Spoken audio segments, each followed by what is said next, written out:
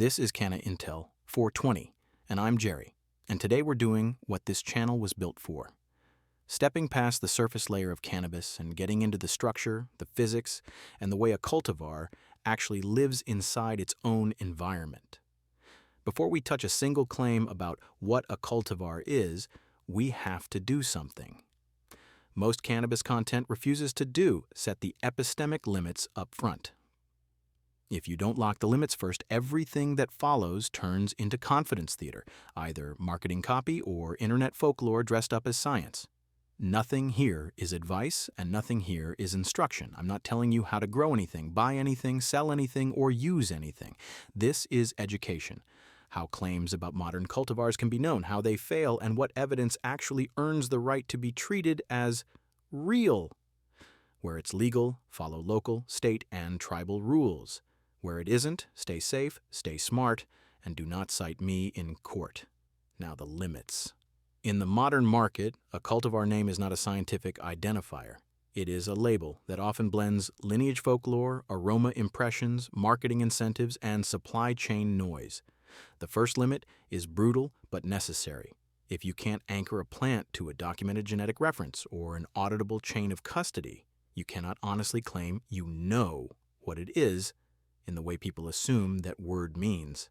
The best you can do is say you know what it was sold as, and you can describe what it did in a particular environment.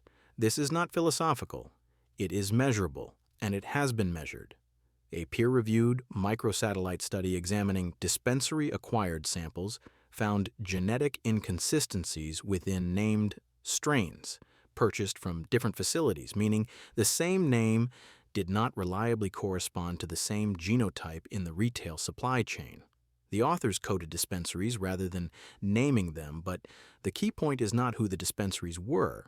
It's that genetic mismatch is not theoretical. It was observed under controlled genotyping. A second limit follows immediately. Indica, sativa, and hybrid are not reliable genomic categories in modern commerce. A large genotyping and chemistry dataset reported that samples labeled sativa and indica were genetically indistinct at a genome-wide scale. What the labels aligned with, more than genotype clustering, was variation in a small number of terpenes associated with terpene synthase gene arrays. In plain English, labels drifted, chemistry partially tracked, and genetics did not support the common taxonomy the market relies on. So what can be known with high confidence? A modern cultivar can be known at 3 different levels, and each level has a different evidentiary requirement. First, you can know identity at the level of a specific clone, but only if you can compare it to a reference genotype and confirm that it is genetically identical. That is the logic behind services that compare DNA sequence information to quantify genetic similarity against a database. This is useful for determining whether 2 samples are the same genetic individual. It is not useful for proving a romantic lineage story unless the lineage itself was documented. Second, you can know a cultivar as an intellectual property object if someone has established a formal reference record that ties a plant to a comprehensive genetic and phenotypic profile under standards intended for cultivar definition and registration. That creates a gold standard reference you can audit against, but it only works where registration exists and where the same reference is being used across the chain. If the plant was never registered, or if the market uses the name loosely across multiple cuts, this tool cannot rescue certainty after the fact. Third, you can know relationships across populations using broader genotype datasets. These maps of relatedness show which samples are identical clones and which cluster near each other genetically. The industry's most visible public attempt at this explicitly described genotype reports that include identical clone matches and relatedness across thousands of submitted varieties. The epistemic limit here is not whether the mapping works. It is that the mapping only speaks to what was actually submitted and verified, not what the market claims everywhere else. Now, the part most people miss, the evidence is not equally strong depending on the sample material you're testing. Fresh plant material tends to yield higher genotyping assay conversion than commercially available dried flower. A 2025 study that developed and validated a reduced SNP panel reported higher conversion rates from fresh tissue than from dried flour. The genotypes they could call were internally consistent, but the ability to recover usable genetic signal depended on the condition of the material. This matters because much of the commercial argument about what's in the jar is being made downstream of harvest, where the DNA quality problem is already in play. So here is the practical boundary, stated without softness. You can know whether two samples are the same genetic individual if you have adequate DNA and a credible comparative system. You can sometimes know whether they are closely related. You cannot responsibly claim a complete family tree for most modern hype cultivars unless the breeder documented the cross and custody in a way that can be audited. The market routinely applies the same name to non-identical genetics, and category labels do not map cleanly to genotype in the first place. This is why modern cultivar discourse collapses into argument. People talk past each other because they're making claims at different epistemic levels without admitting it. One person is describing a clone they ran for 3 cycles and truly knows as an individual. Another person is describing a retail name that might correspond to multiple genotypes. A third person is describing a terpene-forward sensory impression that can be real while still being genetically nonspecific. If you don't separate identity, relatedness, chemistry, and label practice, every conversation becomes a myth fight. This is the gate. Everything that comes after only counts if it respects this boundary. Modern cultivar names are often not stable identifiers. Genetic confirmation depends on reference and sample quality, and label categories are not genomic categories. If you want truth instead of folklore, the first step is refusing to pretend we know what the system cannot support. What Lemon Cherry Gelato actually refers to in the market. Once epistemic limits are acknowledged, the next necessary step is identity gating, defining what a name refers to operationally in the real cannabis market. Lemon Cherry Gelato is not a single formally registered cultivar in the way an agricultural variety is defined under conventional crop systems. It is a market label applied to multiple genetic realities across time, geography, and supply chains. Understanding this is not optional. Without identity gating, every downstream claim collapses into ambiguity. In the contemporary U.S. cannabis market, Lemon Cherry Gelato functions primarily as a clone name umbrella rather than a singular genetic reference. The name gained traction in the late 2010s within West Coast commercial ecosystems associated with cookies-adjacent branding and distribution networks, particularly through visibility tied to backpack boys and retail channels historically linked to cookies. This matters because brand-driven dissemination does not imply genetic singularity. It implies name propagation. What the market calls Lemon Cherry Gelato therefore refers first to a recognizable phenotype profile. Dense, colorful, dessert-style flower with citrus-sweet aromatics, rather than to a genetically fixed organism.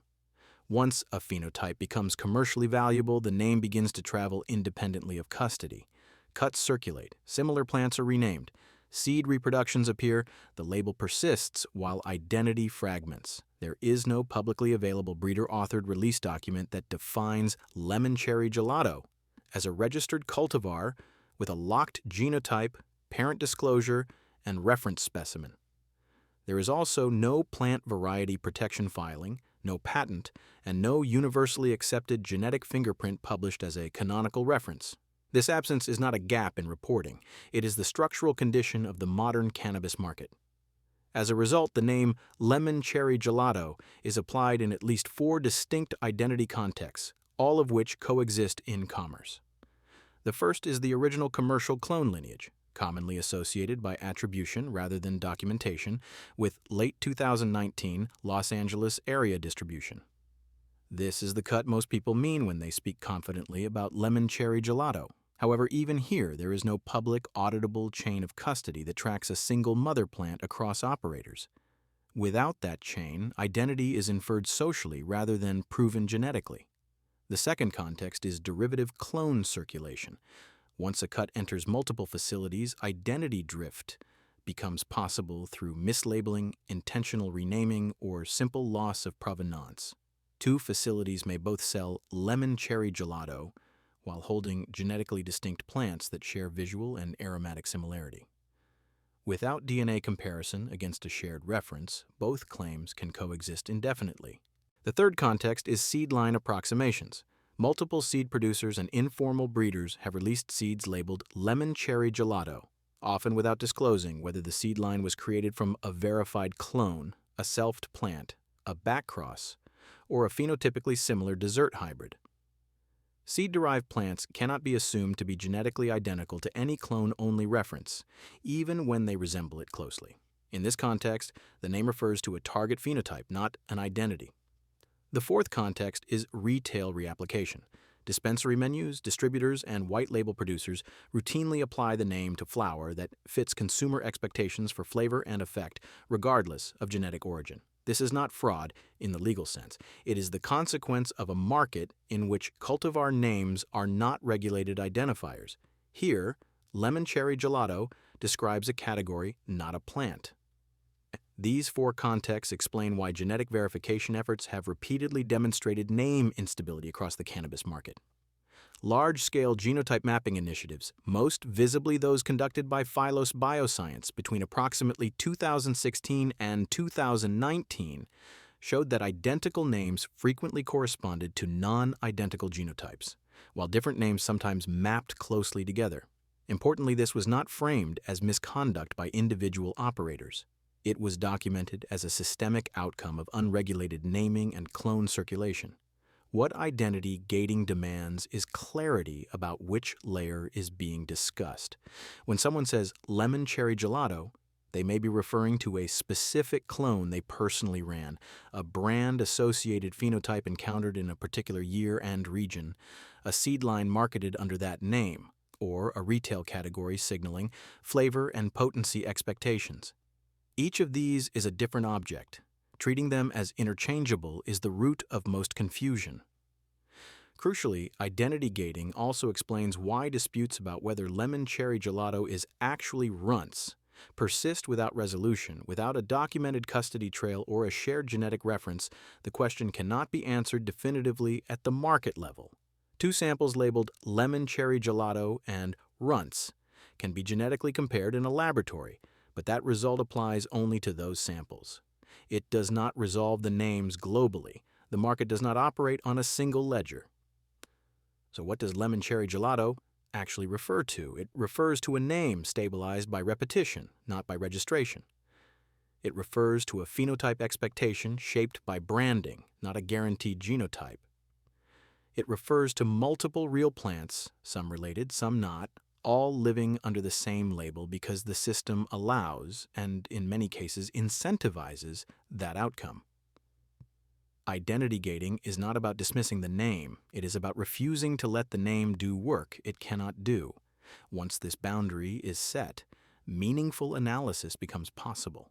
Without it, every claim about performance, chemistry, or consistency is built on an undefined object. Now, what can be responsibly stated about Lemon Cherry Gelato lineage depends on an uncomfortable reality of the modern cannabis market. Most published family trees are not documentation. They are repetition. The same claims circulate across databases, retail education pages, and brand content without being anchored to a disclosed breeding record or an auditable genetic reference. Because of this, lineage discussion must separate three distinct categories. First, what is explicitly claimed in attributable public sources. Second, what those same sources leave undisclosed. And third, what later writers and commentators infer to fill the resulting gaps.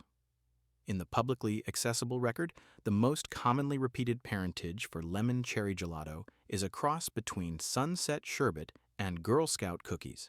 This pairing appears across multiple strain databases and brand-facing educational materials. Seedfinder's strain entry explicitly frames Lemon Cherry Gelato as Sunset Sherbet and Girl Scout cookies. Commercial educational pages, including Stizey's overview, repeat the same two-parent description. Weed Maps, when describing Girl Scout cookies itself, notes that GSC originated from an OG Kush cutting and an F1 Durban used by the cookie family. This matters because it illustrates that even the upstream parent lines are described with varying levels of disclosure and precision. Alongside this two-parent narrative, there is a second, distinct claim stream tied to seed commercialization. Multiple sources associated with the Barney's Farm and Backpack Boys collaboration state that Lemon Cherry Gelato is not only a two-way cross, but includes an additional parent that is not publicly disclosed. Barney's Farm's own product description uses the phrase mysterious third element, and major retailers repeating the official description and mirror that same language. In this case, the existence of an additional input is explicitly claimed, but its identity is withheld. This distinction matters. Undisclosed is not the same as unknown. An undisclosed parent implies that someone is asserting knowledge while choosing not to publish it. An unknown parent is what downstream writers describe when they lack access to an attributable primary statement. When a brand documents the presence of a mysterious third element without naming it, what exists is a documented omission, not a complete lineage. Where documentation stops, speculation tends to enter. Various secondary sources and industry blogs claim that some breeders add a third parent and name lemon haze or similar cultivars as typical contributors. These statements are not breeder declarations, genetic release notes, or custody records. They are commentary about what some breeders are said to do. Without an attributable breeding record, such claims remain speculative and should be treated as such. There is also a structural reason lineage narratives converge even when details remain contested. Sunset Sherbet itself has a published lineage claim. Sherbinski's describes Sunset Sherbet as a cross between Girl Scout cookies and pink panties. If Lemon Cherry Gelato is Sunset Sherbet and Girl Scout cookies, then Girl Scout cookies appears twice in the public-facing ancestry model, once directly and once through Sunset Sherbet. This does not prove anything about a specific cut in a specific bag, but it explains why many independent narratives converge on a cookies family structure even when they disagree on finer points. At the same time, brand identity, clone identity, and seed line identity must be kept separate. Seedfinder ties Lemon Cherry Gelato's rise in visibility to Backpack Boys' branding and distribution timing, while also listing the lineage it can attribute on its platform. In contrast, the Barney's Farm and Backpack Boys seed product pages make a distinct claim that includes an undisclosed third input in the context of a commercial seed release. These claims do not necessarily map to a single clone-only plant circulating in California retail, even when the name is the same. This separation is critical. A cultivar name can refer to a branded cut, a licensed seed line, or a general flavor and profile category used by multiple producers. These are different biological objects. They are not automatically genetically identical simply because the label matches. A useful contrast between documentation and folklore comes from outcome records rather than lineage claims. High Times Michigan People's Choice Awards list Empire Lemon Cherry Gelato as second place in medical flower for 2021, and High Times recap article mirrors that placement. This does not validate lineage, but it does establish a verifiable who, where, and when. That kind of grounding is auditable and materially different from unreferenced family tree repetition. Taken together, the defensible endpoint is narrow but clear. Lemon Cherry Gelato lineage is publicly claimed as Sunset Sherbet and Girl Scout cookies across multiple sources. A major seed collaboration product description also asserts the presence of an additional parent without disclosing its identity. Any public naming of that third parent should therefore be treated as speculation, unless it can be traced to attributable breeder documentation or a disclosed breeding record. What lab data across batches can responsibly support is narrower than most people assume. The first step is a hard separation between two different objects. What a laboratory measured for a specific submitted sample on a specific date, and what the market imagines a name like Lemon Cherry Gelato represents as a stable chemical object. The lab data is real. The numbers are valid, but they are not automatically generalizable because different operators, different lots, different states, and different compliance panels can all sit under the same retail name. Across multiple publicly posted certificates of analysis that explicitly list the matrix as flower or plant material, potency alone already shows why the market's This strain is always X% story fails. A California compliance COA from Bell Costa Labs with a sample collected February 2nd, 2024 and produced February 8th, 2024 reports total THC of 22.89782% with THCA at 24.64756% and Delta 9 THC at 1.28191% for a product labeled Lemon Cherry Gelato, flower.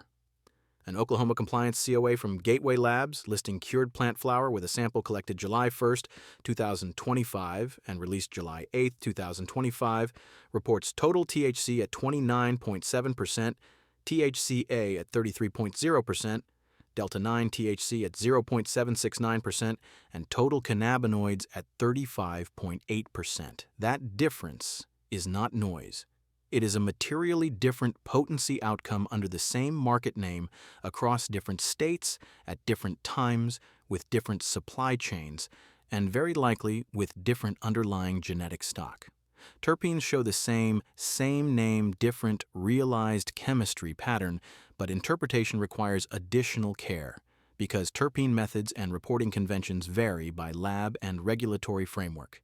In the same Oklahoma flower COA from Gateway Labs, the lab reports total terpenes at 2.25% and lists a dominant profile led by limonene at 0.557%, followed by linalool at 0.303%, beta-caryophyllene at 0.297%, myrcene at 0.279%, and neurolidol at 0.132% with additional terpenes such as humulene and pinene listed elsewhere in the report. A New York adult-use flower COA from Nanticoke, processed through DRS and powered by Confident Limbs, anchors a different regulatory context.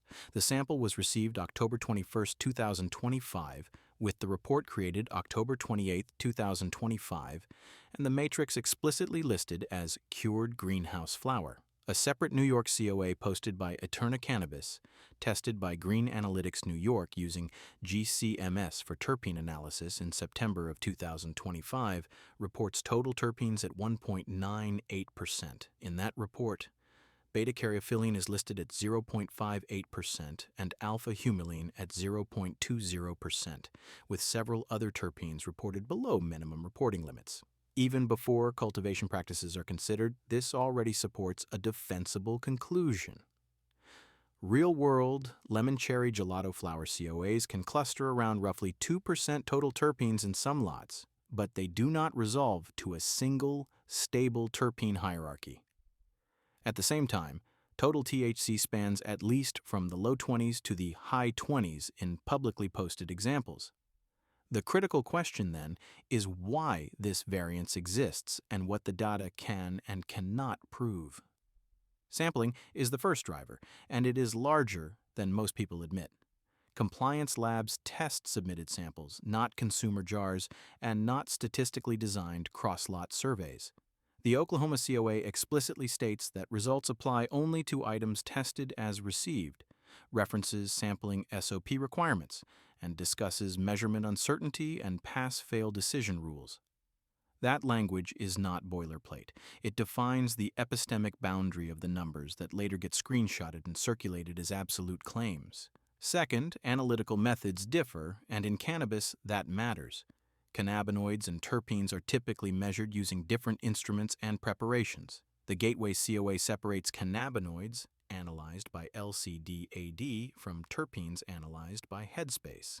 GCFID, the Eterna and Green Analytics document, specifies terpene analysis by GCMS under that laboratory's SOPs.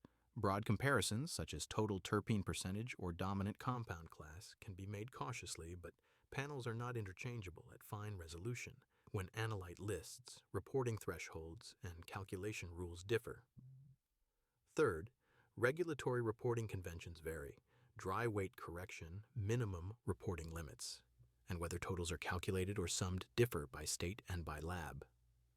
The Bell Costa COA includes explicit formulas for total THC and total CBD, distinguishes between sum of cannabinoids and total cannabinoids, and applies decarboxylation factors. Gateway's COA likewise documents how totals are derived and how results are assessed relative to regulatory limits. Two labs can both be correct and still produce numbers that are not directly comparable at the second decimal place. Fourth, and most importantly for the broader argument, the data supports a core operational reality. A single cultivar name in commerce does not guarantee a single chemical object. Some variability reflects normal horticultural factors such as environment, maturity, and post-harvest handling. But some variability reflects identity variance. Different growers can be running different cuts or different seed-derived lines under the same retail label. Lab data alone cannot always disambiguate those causes, but it can reveal the footprint. When the spread is wide and persistent across independent COAs, the name has to be treated as a market bucket rather than a singular chemotype. Publicly posted, Lemon Cherry Gelato flower COAs show material variability in total THC across lots and jurisdictions, including approximately 22.9% total THC in a California Bel Costa COA from February 2024 and 29.7% total THC in an Oklahoma Gateway COA from July 2025. Publicly posted flower COAs also show total terpene values around 2% in some lots, including 2.25% total terpenes in an Oklahoma Gateway COA from July 2025 and 1.98% total terpenes in a New York Green Analytics COA from September 2025. Where terpene speciation is reported, dominant terpene ordering differs by lot and by panel. A single expected dominant terpene list cannot be asserted as universal without a broader dataset.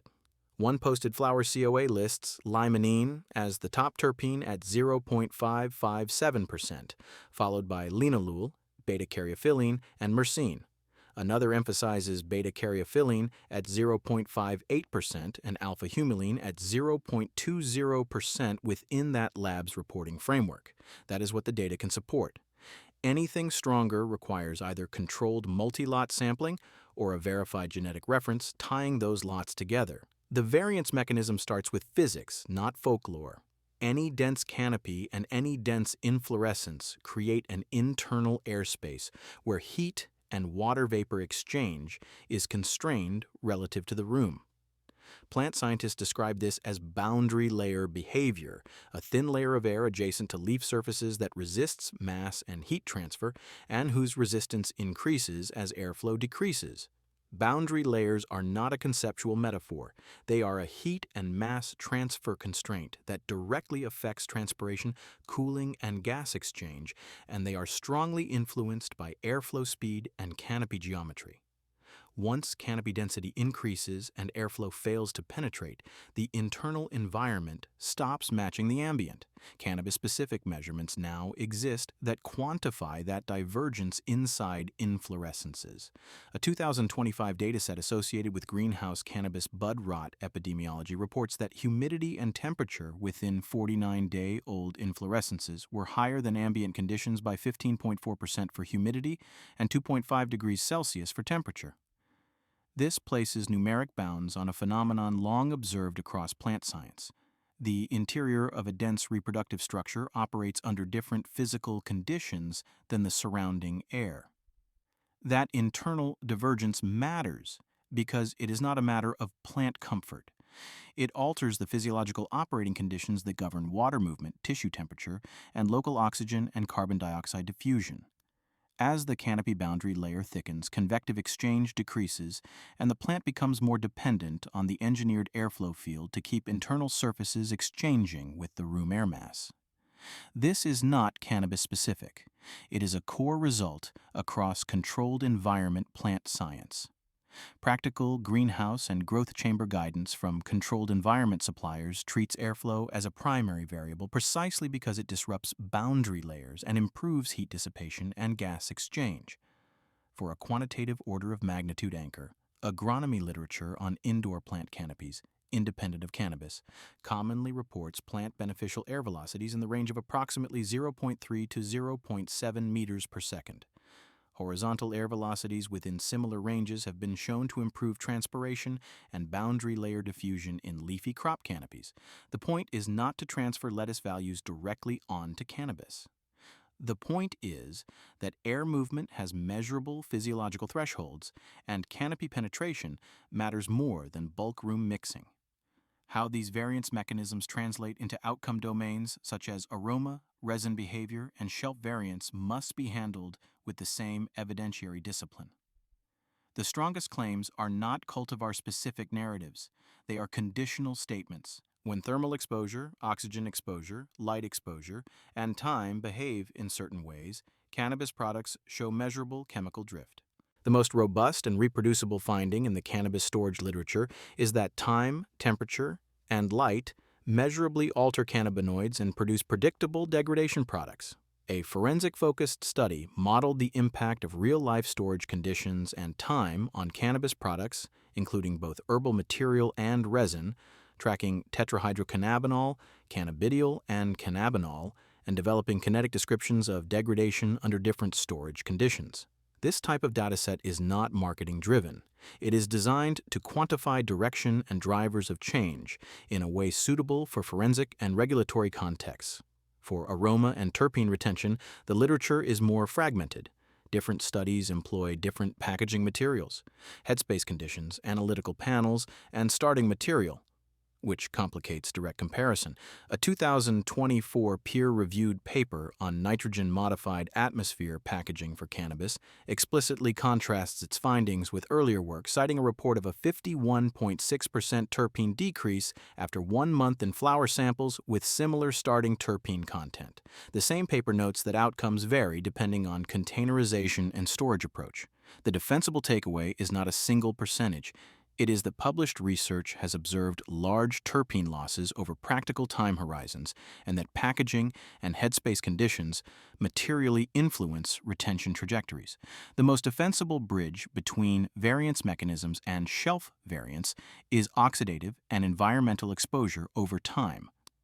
A cannabis-specific storage study examining oxidative degradation reports that after 127 days in an accelerated storage design, samples experienced meaningful total delta-9 tetrahydrocannabinol losses reported as 18.0% and 34.3% under different storage conditions. The study also investigated how vapor phase terpenes interact with oxidative pathways. Regardless of mechanistic nuance, this anchors a critical point.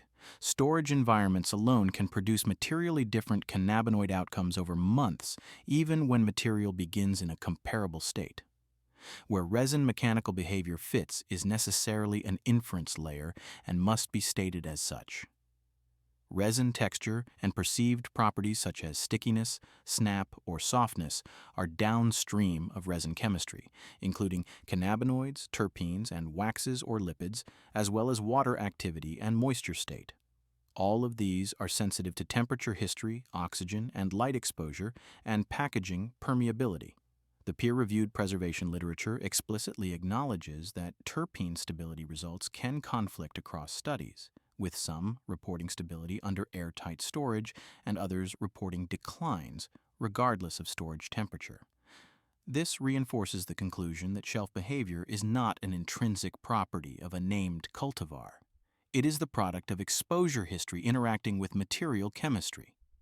The simplest way to state the problem without mythology is this: genetics sets the biochemical capacity of a plant, but post-harvest handling governs the realized chemical state that reaches a jar.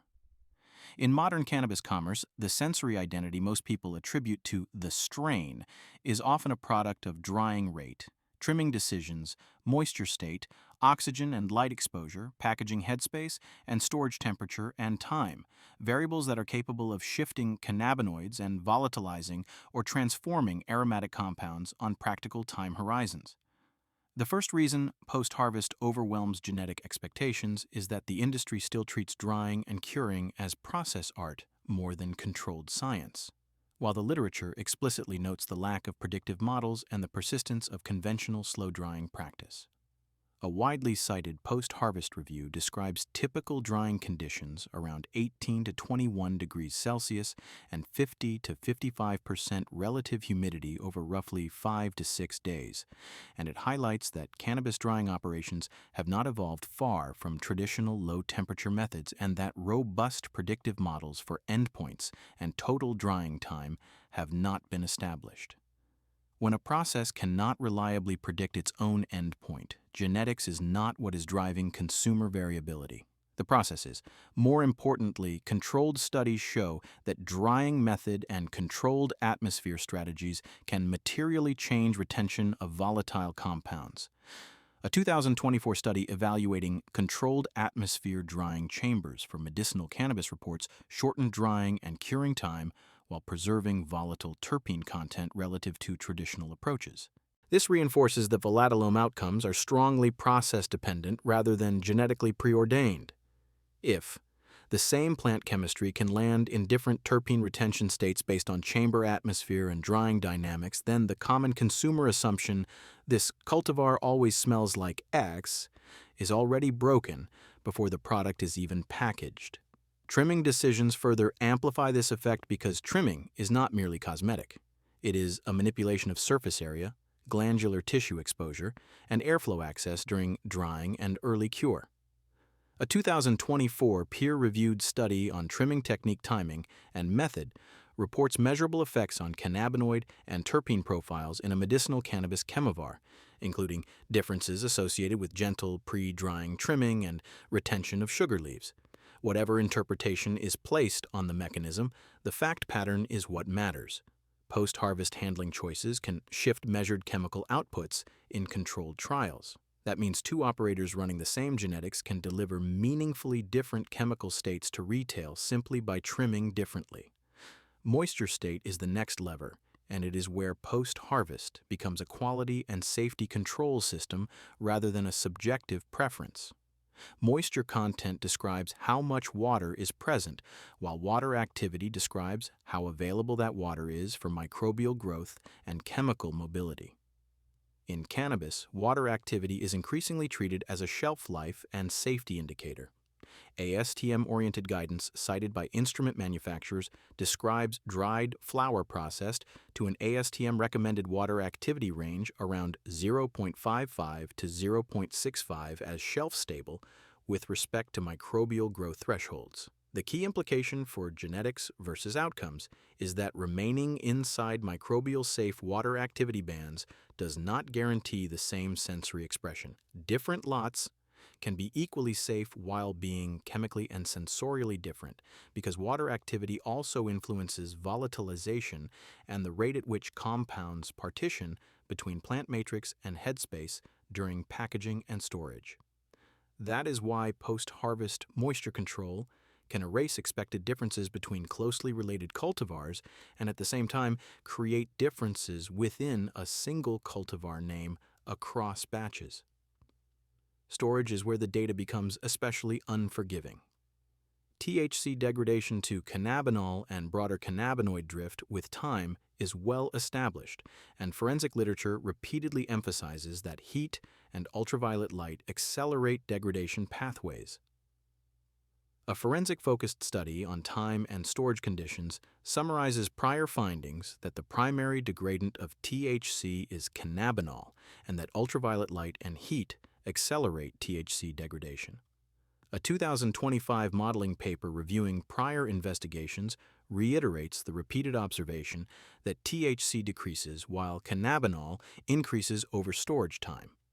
This is not a theory about old product. It is a predictable chemical trajectory.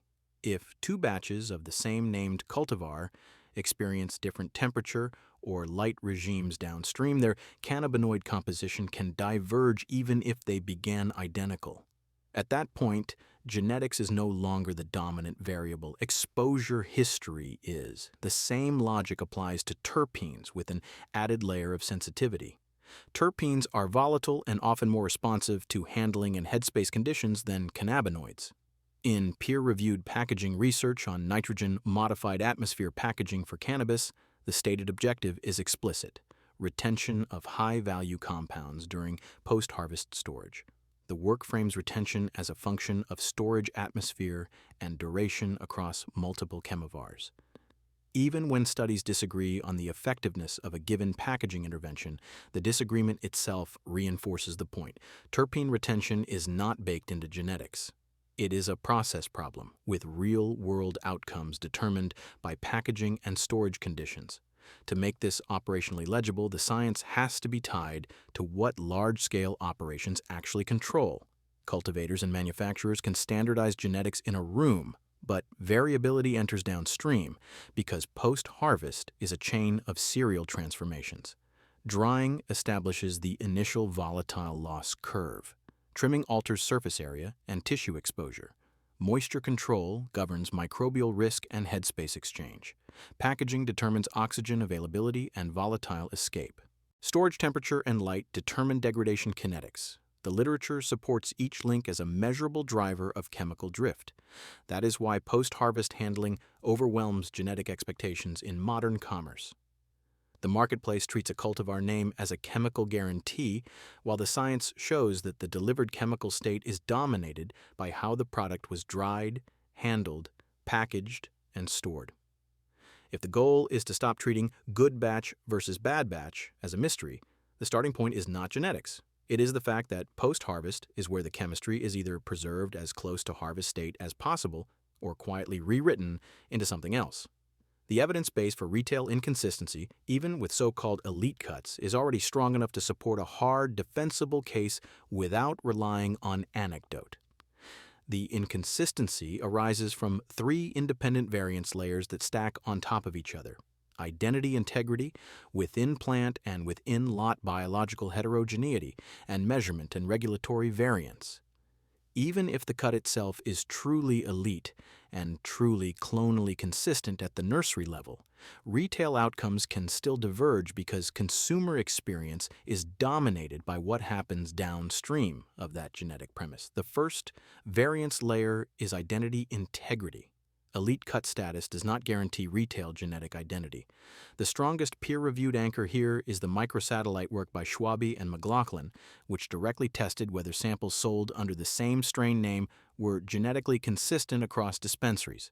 The study found substantial inconsistency, demonstrating that strain names are not reliable indicators of genetic identity in the commercial channel. The authors also state the key epistemic constraint explicitly.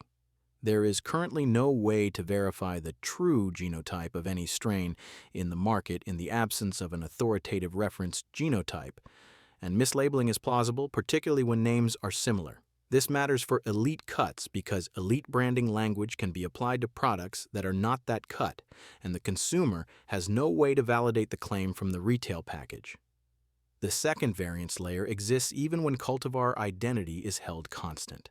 Biology within a single batch is not uniform. This is not theoretical. It has been quantified in commercially relevant greenhouse flower. A 2025 study hosted in Scientific Reports and available through PubMed Central investigated natural variation in total tetrahydrocannabinol within dried cannabis flower. The authors reported that within a single stratum across multiple batches, total THC varied by approximately 3.1 to 6.7% of actual content, and that only about 30 to 41% of individual replicates fell within the internal confidence interval representing the batch mean. Independent reporting on the same dataset emphasizes a related point. Within plant differences between upper and lower inflorescences, as well as between plant differences inside a single cultivar and batch, can be statistically significant even before drying, curing, or storage variables are introduced. The practical implication is straightforward. Elite cut or not, retail expectations built around a single potency number are structurally misaligned with the heterogeneity of the harvested biological object.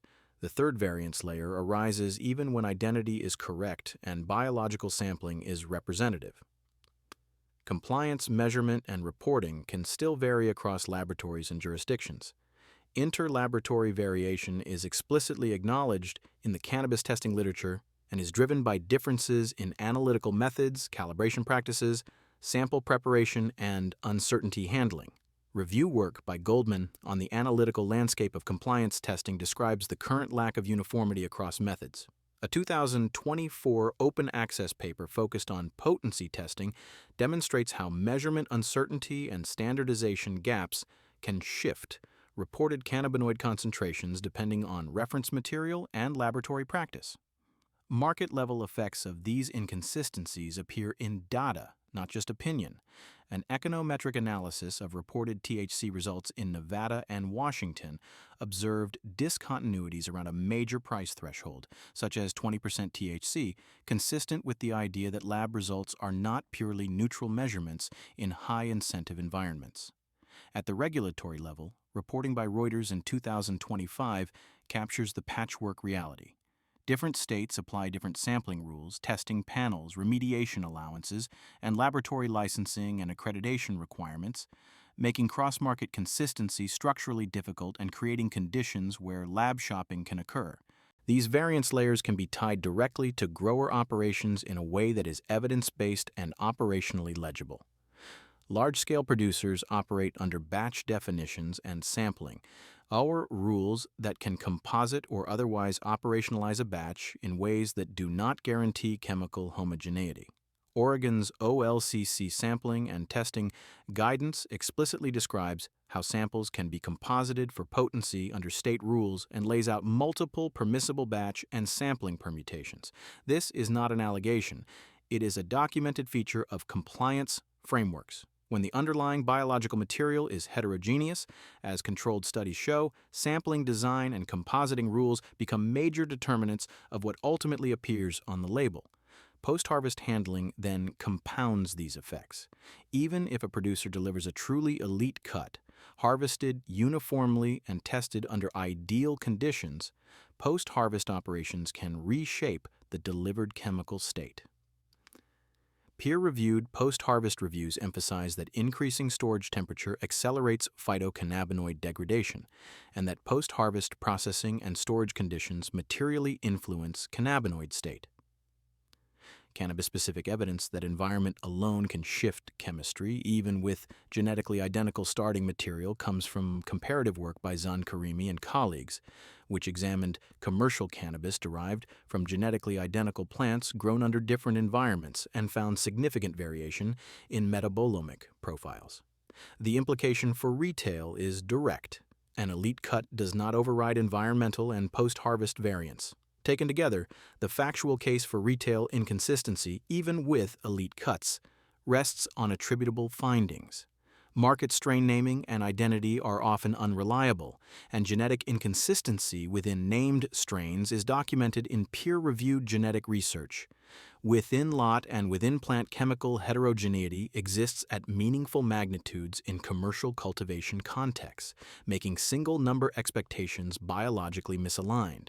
Testing and reporting are not fully standardized across laboratories and states, and published analyses show that measurement and incentive structures can destabilize comparability. Operational sampling frameworks and post-harvest and storage conditions are documented levers that can overwhelm the genetics premise by the time a product reaches retail. All right, this is the right place to stop. At this point, we've done the work most people skip. We've separated what can be known from what gets repeated. We've drawn hard lines between genetics, labels, lab data, operations, and outcomes. We've followed the evidence all the way from plant to shelf without pretending the plant lives in a vacuum, or that a name on a jar is a chemical guarantee. That's not a cliffhanger. That's a clean landing. So we're going to call it here. On purpose. This has been Canna Intel 420, and I'm Jerry. If you stuck with this all the way through, congratulations. You officially care more about how this plant actually works than 95% of the internet. That puts you in rare company, and frankly, it explains a lot about your patience. Quick housekeeping, because reality still exists. Nothing here is advice, nothing here is instruction, and nothing here is telling anyone how to grow, buy, sell, or consume anything. This is education, analysis, and documentation. Where it's legal, follow your local, state, and tribal regulations. Where it isn't, stay safe, stay smart, and definitely don't walk into a courtroom saying, "Jerry on YouTube said." If this helped you understand why two jars with the same name don't always behave the same, why elite cuts don't magically override physics, or why post-harvest matters more than most people want to admit, then this channel is exactly where you're supposed to be. Stick around, subscribe, and share if you haven't already. We've got a lot more to unpack, and the plan is very good at exposing shortcuts. I'll see you in the next video.